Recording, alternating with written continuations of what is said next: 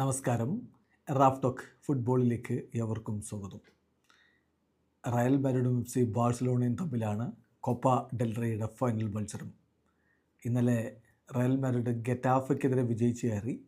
ലാലിഗയിലെ പോരാട്ടം ഒരു ഭാഗത്തോടെ നിൽക്കുന്നു. 4 പോയിൻ്റ് വ്യത്യാസത്തിൽ അവിടെ ബാഴ്സയാണ് മുന്നിലുള്ളത്.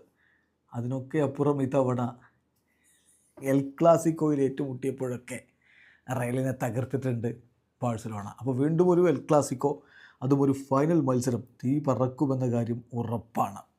അപ്പോൾ എന്ത് സംഭവിക്കും ഈ മത്സരത്തിൽ എന്നുള്ളത് ആരാധകർ അവരുടേതായിട്ടുള്ള രീതിയിൽ വിലയിരുത്തുന്നുണ്ട്. എന്നാൽ കോച്ച് ആഞ്ചലോട്ടിയോട് അത് ചോദിക്കുന്നു. ഇന്നലത്തെ ഗെറ്റാഫയ്ക്കെതിരെയുള്ള കളിക്ക് ശേഷം ബാഴ്സലോണയല്ലേ ശരിക്കും ഫേവറിറ്റ്സ് എന്ന്. കോപ്പ ഡെൽ റേയുടെ ഫൈനൽ മത്സരം വരുന്നത് ശനിയാഴ്ചയാണ്. നമുക്ക് സാങ്കേതികമായി ഇന്ത്യൻ സമയം പറയുമ്പോൾ ഞായറാഴ്ച പുലർച്ചെ 1:30 ആ കളി നടക്കുന്നത്. അപ്പോൾ ആഞ്ചലോട്ടിയുടെ മറുപടി, ബാഴ്സയല്ലേ സാറ്റർഡേയിലെ മത്സരത്തിൻ്റെ ഫേവറിറ്റ്സ് എന്ന് ചോദിക്കുമ്പോൾ അങ്ങനെയാവാം, പക്ഷെ ഫൈനൽസ് എപ്പോഴും ഫൈനൽസാണ്, അത് മറക്കണ്ട. Anything can happen. ഇപ്പോൾ ഒറ്റ നോട്ടത്തിൽ നിങ്ങൾക്ക് ബാഴ്സയാണ് ഫേവറിറ്റ്സ് എന്ന് തോന്നുന്നുണ്ടെങ്കിൽ ആയിക്കോട്ടെ, അങ്ങനെയാവാം. പക്ഷേ ഫൈനലുകൾ എപ്പോഴും ഫൈനലുകളാണ് എന്ന കാര്യം ഓർക്കുക. എന്തും സംഭവിക്കാം എന്നാണ് ഇപ്പോൾ ആഞ്ചലോട്ടി പറയുന്നത്. അതുപോലെ തന്നെ തിബോട്ട് കോർട്ടുവ ഈ ഫൈനൽ മത്സരത്തെക്കുറിച്ച് പ്രതികരിച്ചിട്ടുണ്ട്. അദ്ദേഹം പറയുന്നു, ഞങ്ങൾ വളരെ ഫോക്കസ്ഡ് ആണ്, അതോടൊപ്പം എക്സൈറ്റഡ് ആണ് ശനിയാഴ്ചയിലെ ഫൈനലിന്.